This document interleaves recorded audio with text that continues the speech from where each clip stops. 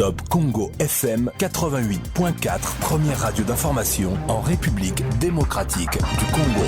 Processus électoral na République démocratique du Congo, conformément à calendrier nae, CENI est confirmé que les Congolais à diaspora pe bako voter pour matérialiser yango enrôlement pour na bango ezali kobanda na mboka mitano. France, Belgique, Afrique du Sud, où ezali le seul pays africain au CENI à poni, Canada pe États-Unis pour la zone Amérique. Il faut rappeler que c'est une première. Banda to bandi ba élection na mboka na biso, bana Congo ali banda nano ba votate, sikawa occasion ali boso et pesameli bango pona kopona mokonzi ya mboka ya le 20 décembre 2020. Top Congo FM.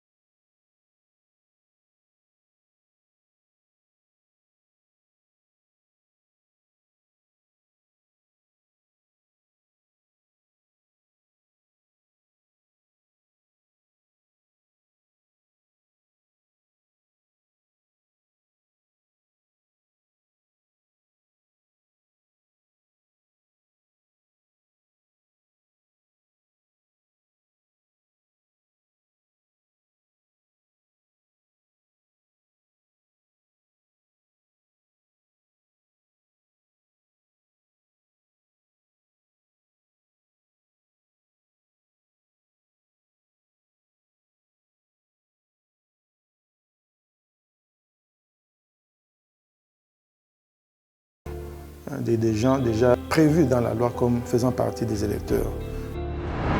La CENI avait-elle conscience des enjeux du train dans lequel ils embarquaient? Un chemin certes difficile, mais pas impossible.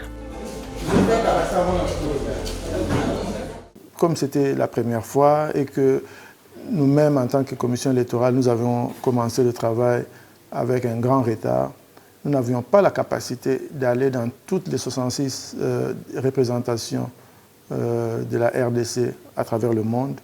On s'est dit qu'on allait prendre un échantillon dans le cadre d'une phase pilote et au-delà, nous allons tirer des leçons pour qu'en 2028, ceux qui seront là puissent aller au-delà des 5 pays. Donc petit à petit, on va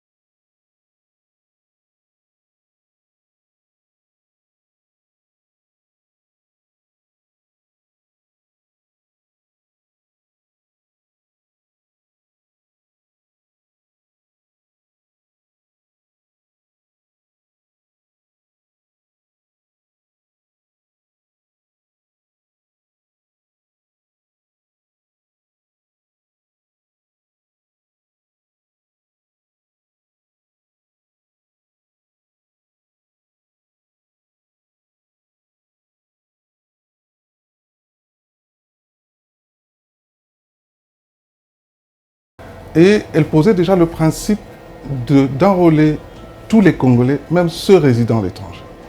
Parce que la Constitution le prévoit à l'article 5 que tout Congolais a droit d'être électeur et pouvoir voter.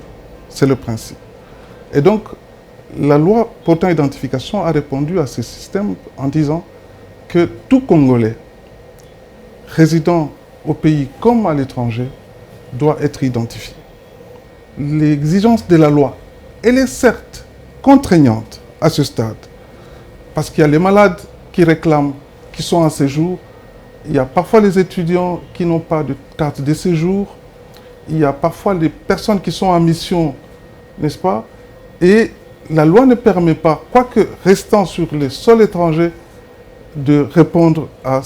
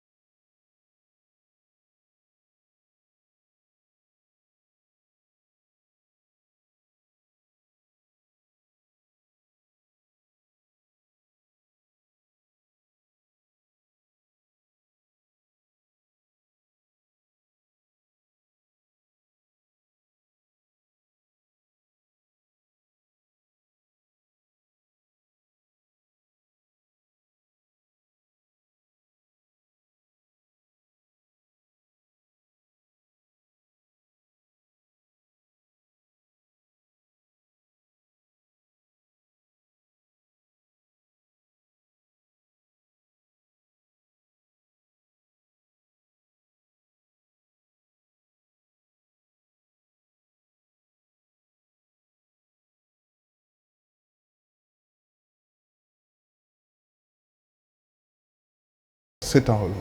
En 2016, cette identification n'a pas été organisée, mais à la suite d'un moratoire. C'est un moratoire qui a été voté au niveau du Parlement, des deux chambres, qui a estimé que les conditions requises pour l'enrôlement des Congolais de l'étranger n'étaient pas maximales. Il fallait absolument pouvoir donner des exceptions à cette loi, à ce qui concerne l'article 8 et l'article 10 dont j'ai parlé.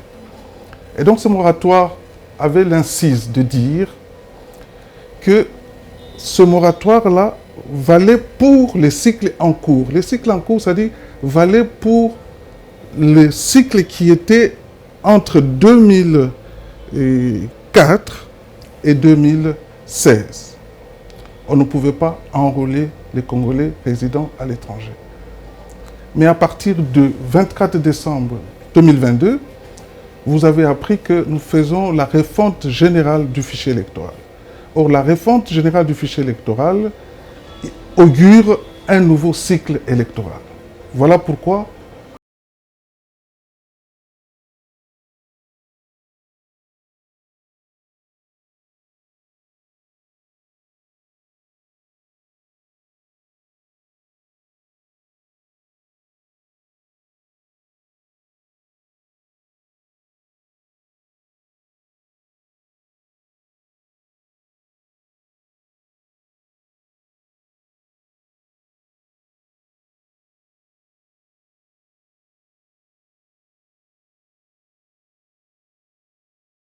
En route pour l'ambassade, nous allons nous enrôler. C'est vraiment une très bonne initiative. C'est vraiment un sujet de joie pour nous qui habitons à l'étranger. À 7 minutes de l'ambassade, il n'en revient toujours pas qu'il allait pour la première fois se faire identifier comme Congolais en dehors des frontières du pays. Nous sommes presque au centre de Pretoria, donc dans presque 7 minutes, nous allons arriver à l'ambassade. Nous sommes à 3 km presque de notre ambassade. Et nous allons partager avec vous cette joie de s'enrôler. Depuis sa résidence, il a soigneusement apprêté les documents requis pour se réclamer Congolais résidant à l'étranger. Il est accueilli très chaleureusement par les agents temporaires de la CENI qui ont accepté de conduire ce processus, tout comme la population, au-delà même des attentes de la commission. L'Afrique du Sud, nous avons beaucoup de Congolais qui vivent à Cape Town, à Johannesburg et ainsi de suite. Mais puisqu'il aurait fallu qu'on puisse installer les centres d'inscription au niveau des ambassades. Nous nous sommes limités à l'ambassade qui est située à Pretoria. Et c'est pourquoi vous allez remarquer qu'on n'a pas aligné ou enrôlé beaucoup de Congolais. Pour l'Afrique du Sud, nous n'avons aligné que 3308 électeurs congolais. L'équipe de la CENI, commis à cet effet, est déjà prête à accueillir leurs compatriotes qui vont se faire enrôler et devenir à nouveau détenteurs de cette pièce justificative de la nationalité congolaise et leur donner ce privilège d'élire le prochain président pour le quinquennat à venir.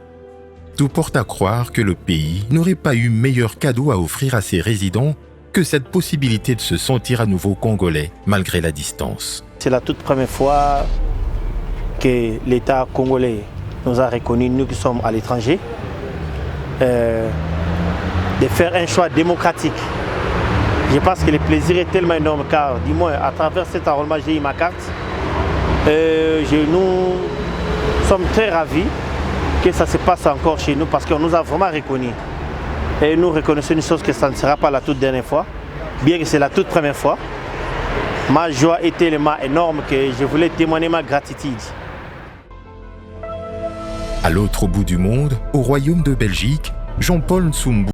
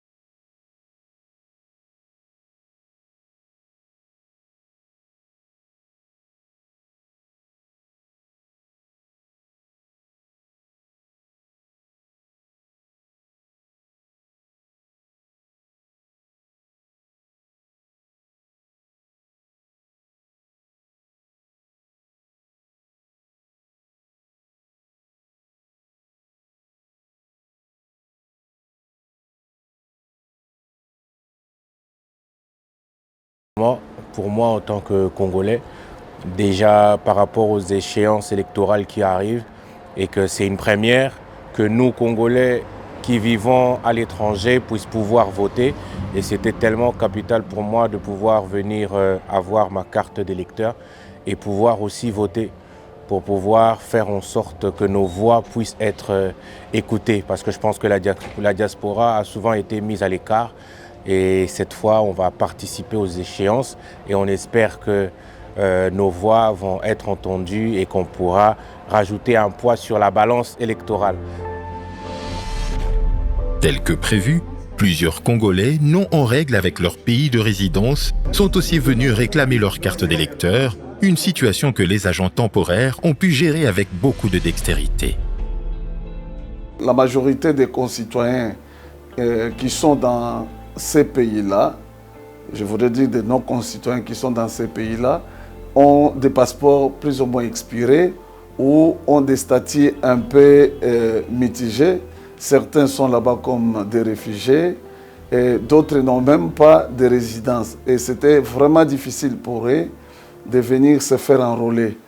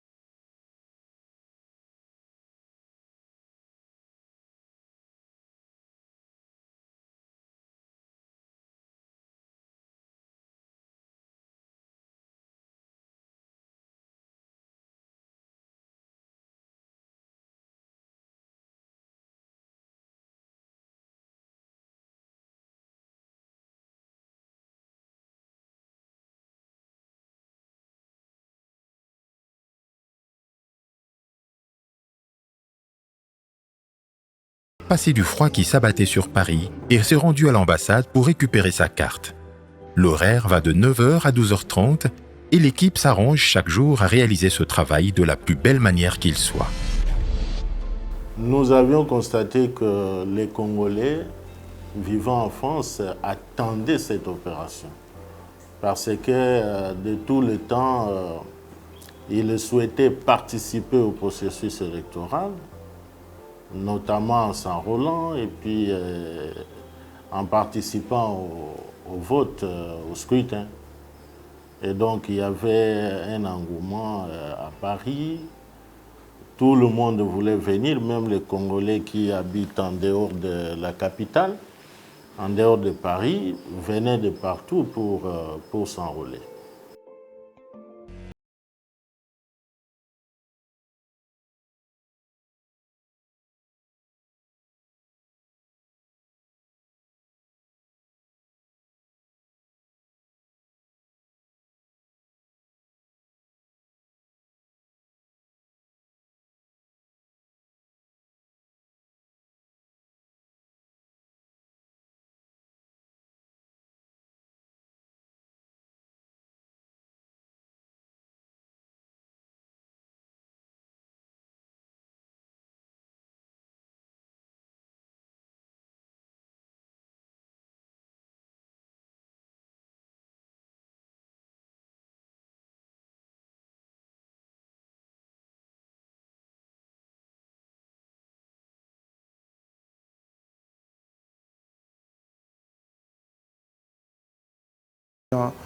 Non qualifiés qui puissent venir se faire enrôler. Nous sommes arrivés aux États-Unis d'Amérique où nous étions surpris de voir cet homme âgé de la septantaine être le tout premier à arriver à l'ambassade située à Washington. Avec plus de 20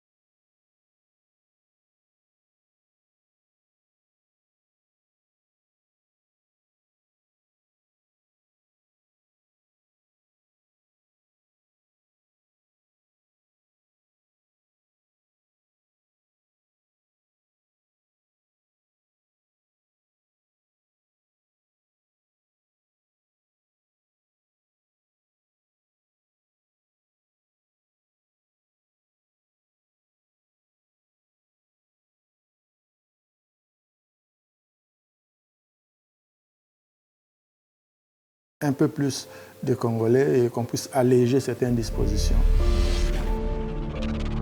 Des bouts congolais en République démocratique du Congo, des bouts congolais en Afrique du Sud, des bouts congolais en France, des bouts congolais en Belgique, des bouts congolais aux États-Unis et au Canada, des bouts congolais internationaux. Par cette opération innovatrice, ces Congolais résidant à l'étranger qui revendiquaient autrefois leurs identités comme Congolais, ceux qui se sont toujours sentis mis à l'écart à cause de la distance qui les sépare de leur Congo natif, ont enfin retrouvé le sourire sous le leadership de Denis Kadima. Ok, le moment est